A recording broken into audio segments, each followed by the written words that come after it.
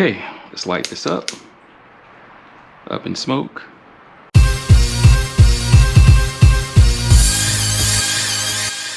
Let's bring them all, ladies and gentlemen.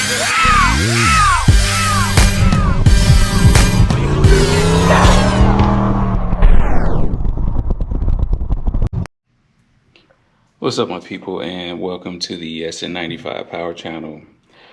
So today I'm going to show you how to build yourself a smoke generator to check for vacuum leaks under $12, I guess, really depending on the area that you live.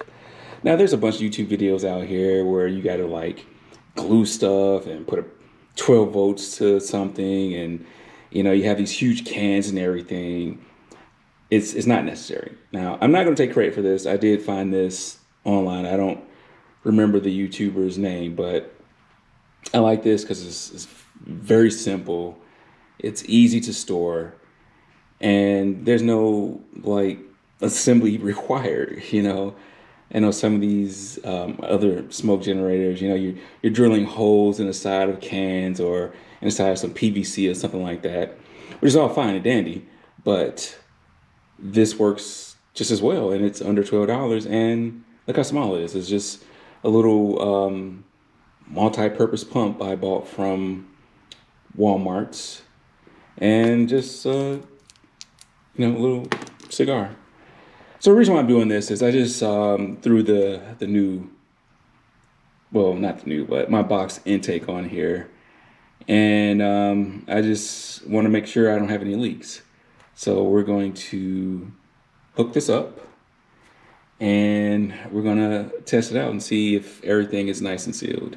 All right, so let's talk about assembling this thing. It's straightforward. Pretty much this is like a quick disconnect. You just cut your hose to whatever length that you would like it to be.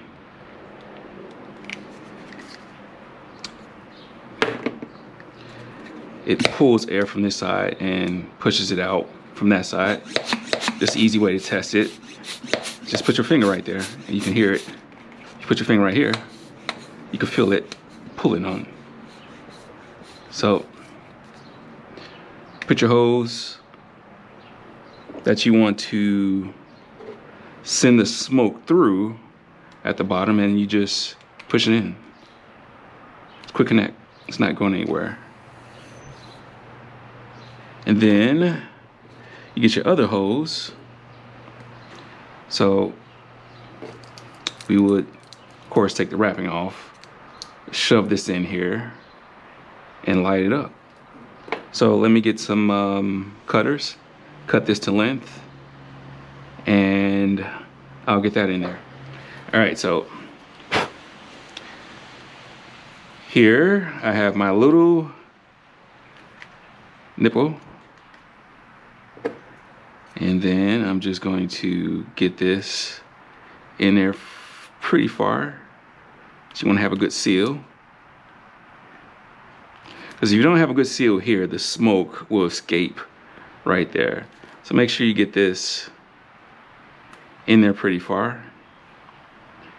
And we're going to test it out. Okay, let's light this up in smoke.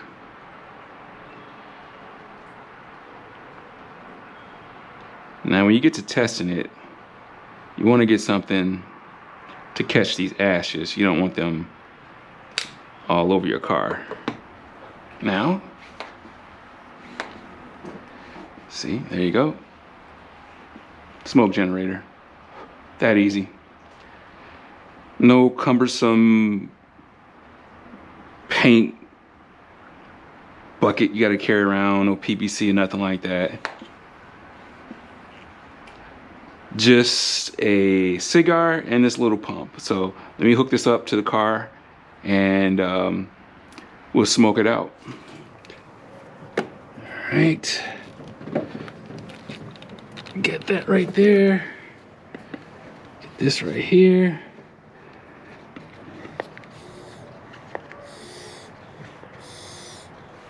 And I guess I should have a light.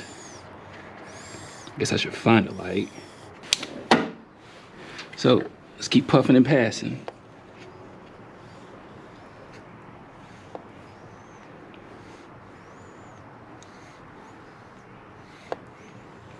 See nothing yet.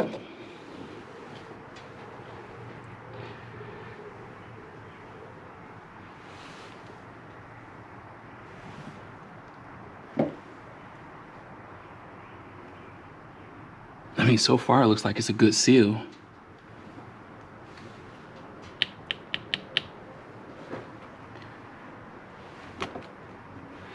Let's keep puffing and passing.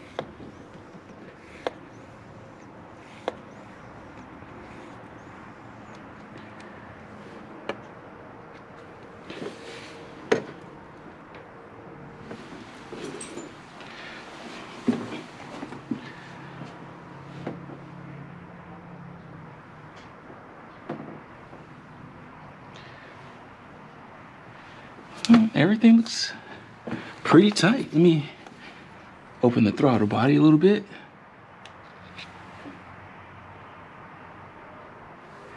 And of course, this battery is about to die.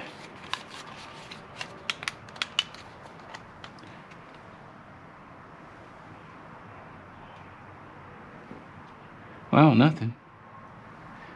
Now, if I want to make sure this is working, all I would have to do is just remove a nipple from right here and see the smoke come out of this.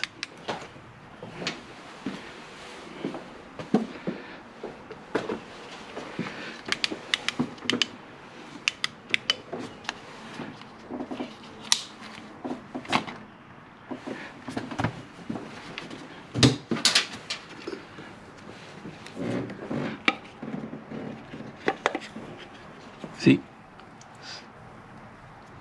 So I know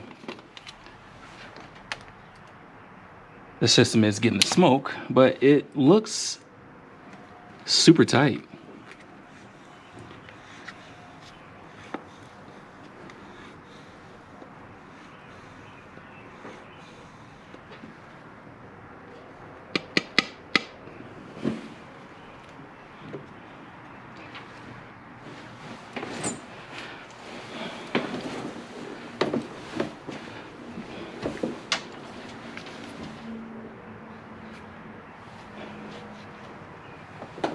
I mean, it's very tight.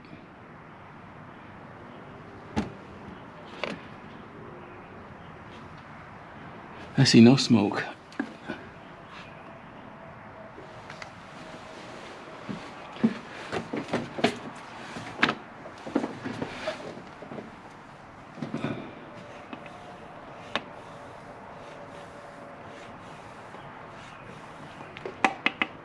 It's working as it should.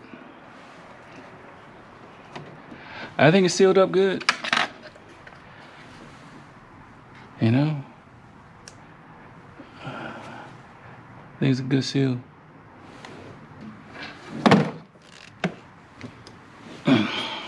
So this is my budget under $10 smoke detector or smoke generator.